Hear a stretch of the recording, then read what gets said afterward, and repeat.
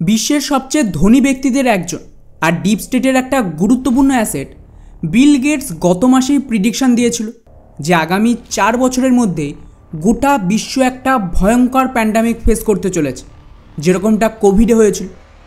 আর আজ 22 তারিখ, মানে 1 মাসও হয়নি, চীনের ভেতরে এক নতুন ব্যাড ভাইরাসের খোঁজ পাওয়া গেছে।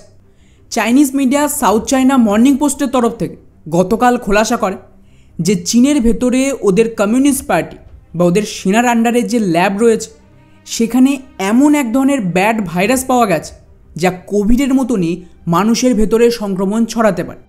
আর এটা কিন্তু সেম উহান ল্যাব যেখান থেকে 2019-এ কোভিড-19 ভাইরাস ছড়িয়েছিল।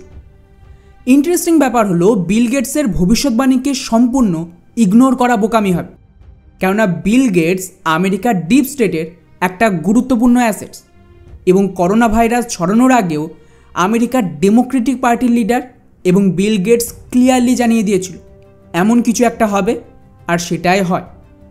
এর প্রমাণ হিসেবে এই ছোট্ট ভিডিও ক্লিপটা দেখুন এবং ডেটগুলোর সাথে এই কথাগুলো খেয়াল রাখবেন ভিডিওর ভেতর। If anything kills over 10 million people in the next few decades, it's most likely to be a highly infectious virus. If we get an airborne pandemic, if we haven't built ahead of time some structures to deal with this, millions of people could be adversely impacted. But also there will be a surprise outbreak. The next administration, that there's no doubt in anyone's mind that they will be faced with the challenges that their predecessors were faced with. Pandemic prevention and preparedness is going to end up being, whether the administration likes it or not, a priority. We may yet again have another pandemic, and it is almost inevitable that we will have another pandemic. Welcome to Event 201. Of what's looking like it will be a severe pandemic. A new coronavirus.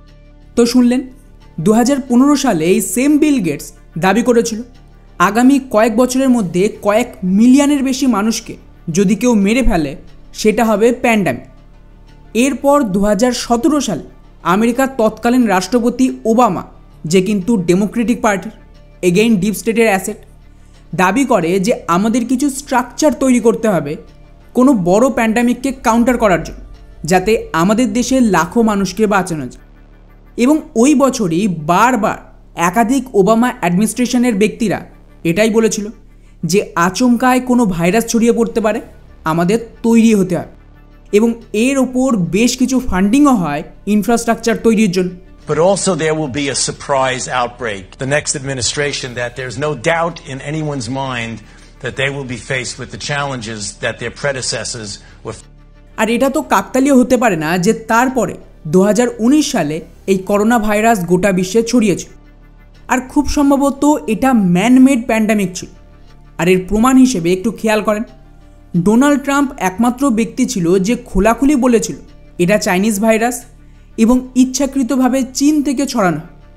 কিন্তু coincident বলুন বা planning, Trump হেরে যায়, আবার Democratic party ক্ষমতায় আসে। আর তারপর Biden কি করে, চীনের বিরুদ্ধে এই কোভিডকে নিয়ে যত ইনভেস্টিগেশন ট্রাম্প করেছিল সবটা বন্ধ করিয়ে দেয় এবং অফিশিয়ালি আমেরিকার তরফ থেকে চীনকে পুরো ক্লিন চিট দেওয়া হয় যে না, চীনের এখানে কোনো হাত নেই, এটা একটা ন্যাচারাল ভাইরাস ছিল আর ন্যাচারালি এটা ছড়িয়েছে। আর এটা কিভাবে সম্ভব যে এই বিল গেটস এবং ডিপ স্টেটের অ্যাসেট ডেমোক্রেটিক পার্টি এবং ওবামা কোভিডের আগে থেকে বারবার প্যান্ডামিকের জন্য প্রিপারেশন নিচ্ছিল, আর আজ 5 বছর পর সেম বিল গেটস আবার ক্লেম করছে 4 বছরের মধ্যেই আবারও প্যান্ডামিক আসবে এবং এক্স্যাক্টলি সেম টাইমে ব্যাক টু ব্যাক চীনের ভেতর ওই সেম ল্যাব মানে উহান ল্যাবে নতুন ব্যাড ভাইরাস পাওয়া গেছে, যা বলা হচ্ছে হিউম্যান বডিতে ছড়িয়ে প্যান্ডামিকের আকার নিতে পারে। এখন প্রশ্ন আসছে যে তাহলে আমেরিকার চায়না কি জোট করেই এই ধরনের প্যান্ডামিক ছড়িয়েছিল এবং আবার নতুন একটা মহামারী আসতে চলেছে? আর যদি এমনটা হয় তাহলে এতে ওদের কি লাভ হবে? কারণ যখন এই কোভিড-19 প্যান্ডামিক হয়েছিল সবচেয়ে বেশি ক্ষতি তো এই দুই দেশেরই হয়েছিল, মানে চায়না আর আমেরিকার।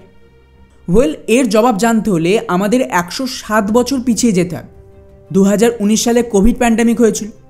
এর ঠিক 100 বছর আগে মানে 1918 থেকে 19 সালেও একটা ভয়ঙ্কর প্যান্ডামিক হয়েছিল যার নাম হলো স্প্যানিশ ফ্লু। এটা কিন্তু সেমভাবে ওই সময় গ্লোবাল ইকোনমিকে ধ্বংস করে দেয় যেমনটা কোভিডে হয়েছিল।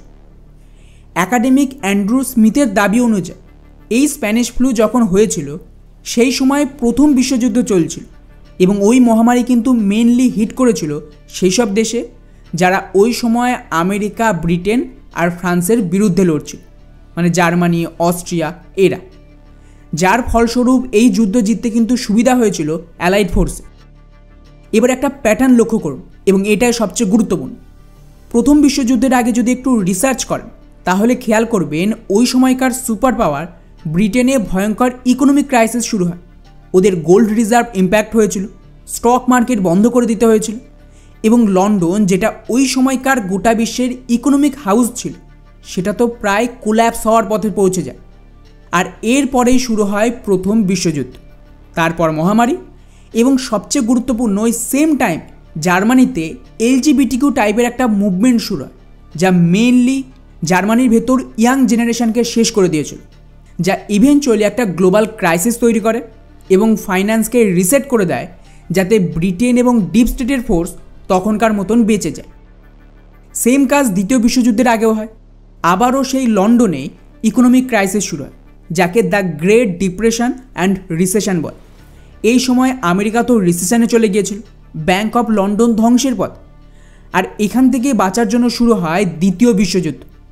এবং তারপর আবার ওই ডিপ স্টেট নিজেদের যে হেডকোয়ার্টার সেটা ব্রিটেন থেকে আমেরিকাতে শিফট করে, আর আমেরিকার মাধ্যমে ডলার দিয়ে পুনরায় বিশ্বের ইকোনমিকে কন্ট্রোল শুরু করে ফাইন্যান্সিয়াল রিসেটের পর।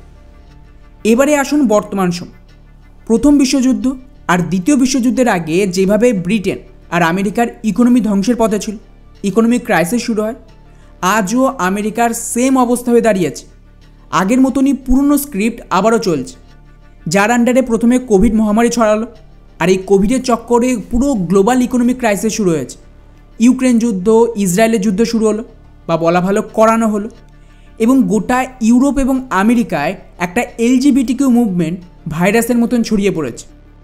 আর এই সব কিছুর পর এখন গিয়ে আমেরিকা ফাইন্যান্সিয়াল রিসেট করছে এবং নতুন মাল্টিপোলার বিশ্ব শুরু হচ্ছে।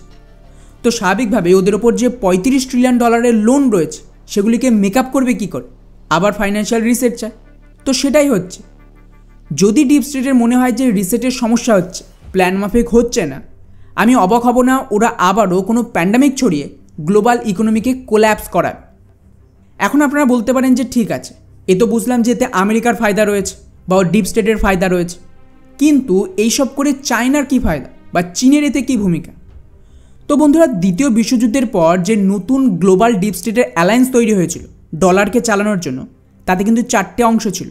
ডিপ স্টেট, যারা মেন লিডার; আমেরিকা আর ব্রিটেনের সরকার, যারা পলিটিক্স দেখবে; পাকিস্তানের আর্মি, যারা আতঙ্কবাদ ছড়ানো আর গোটা বিশ্বে যুদ্ধ লাগানোর দায়িত্বে ছিল; আর শেষ হলো কমিউনিস্ট পার্টি অফ চায়না, যারা কম দামে প্রোডাকশন করবে, বা ওরা ম্যানুফ্যাকচারিং হাব হলো গোটা বিশ্বের জন্য, মেইনলি ইউরোপ আর আমেরিকার জন্য। তো চীনের কমিউনিস্ট পার্টি ডিপ স্টেটের গুরুত্বপূর্ণ একটা অ্যাসেটস ছিল। তো অবাক হওয়ার কিছু নেই, গ্লোবাল ফাইন্যান্সিয়াল রিসেটে চীনের সবচেয়ে গুরুত্বপূর্ণ ভূমিকা থাকবে।